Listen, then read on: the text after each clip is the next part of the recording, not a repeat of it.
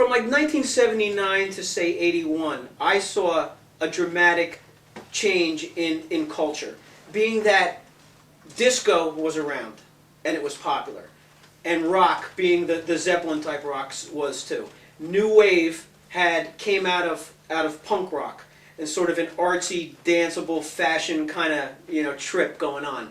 So all these things, all these different styles did have a place in the club scene.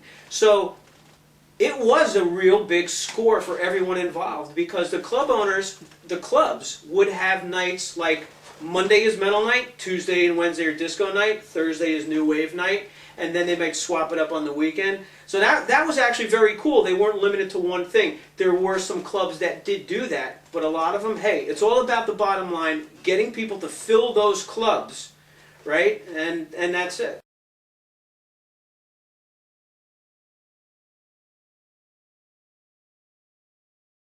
Something that I found interesting at that time too was a place like the Main Event in New Brunswick.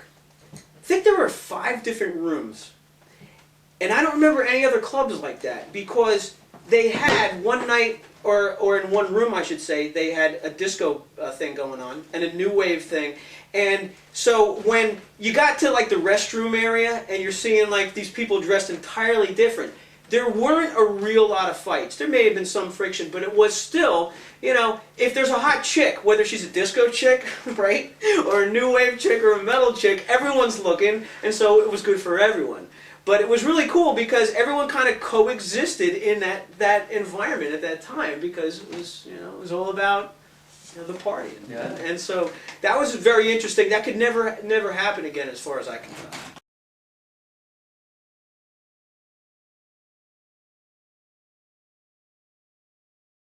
So you had all these clubs throughout New Jersey, Central Jersey, South Jersey, North Jersey, and on from that.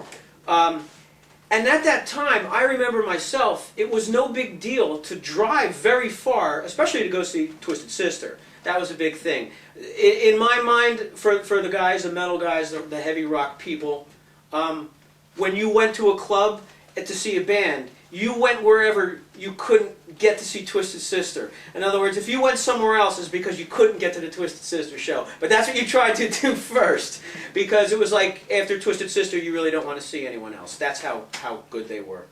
I mean, they were just absolutely dominating in the club scene.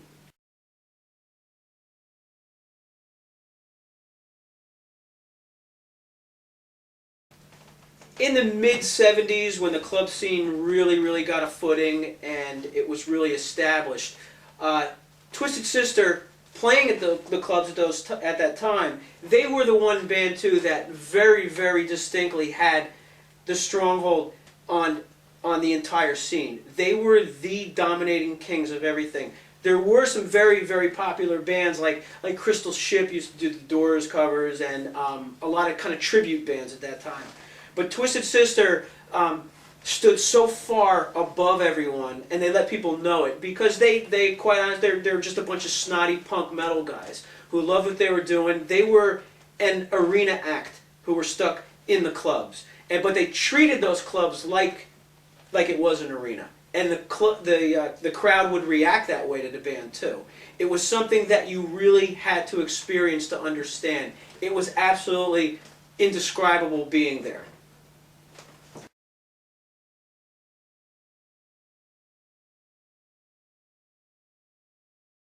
The second most popular metal band was a band called White Tiger.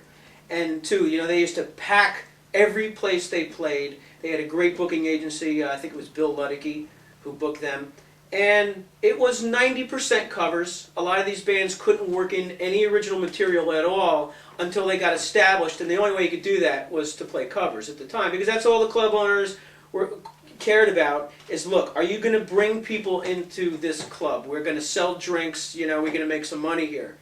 And if you weren't playing covers, you really couldn't play a lot of those places. For original bands, that was extremely difficult. So places like the Show Place is what bailed us out.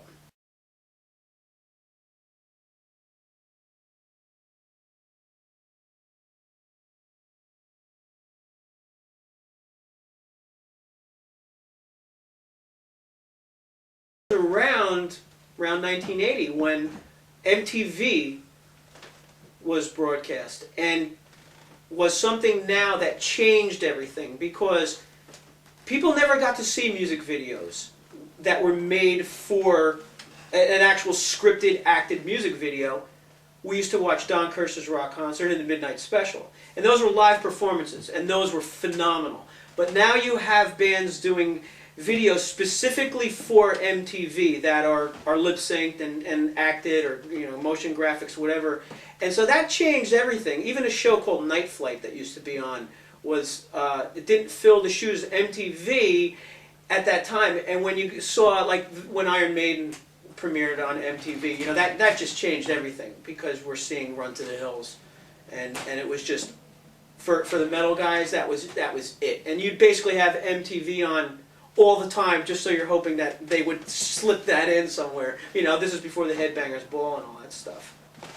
Twisted Sister had done so well in the clubs, from say 76 to 80, that their booking agency tried to put them in a few bigger places, and they sold out. It worked. They ended up doing openings for some national acts that were coming through at the Capitol Theater in Passaic. They played at the Palladium in New York City. They were selling these places out. They eventually played at the Palladium in New York. I don't remember how many people that held, but they sold this thing out. They didn't have a record contract yet. That was unheard of, to do something like that. That's how good they were, and how devoted their fans were, the SMFs, right? And they did something that no one else had ever done. So eventually they did get signed, because you couldn't ignore them after a while. Hey, these guys really have something here. They're selling out a place and they're not signed. People go crazy for these guys. Me being one of those guys, it changed for Overkill especially. It really set the landscape and gave us a standard of what to try to do and where to go. Because when they played a club, it wasn't a club. You were actually at a concert. Even if the club was only a few thousand square feet, it was absolutely amazing.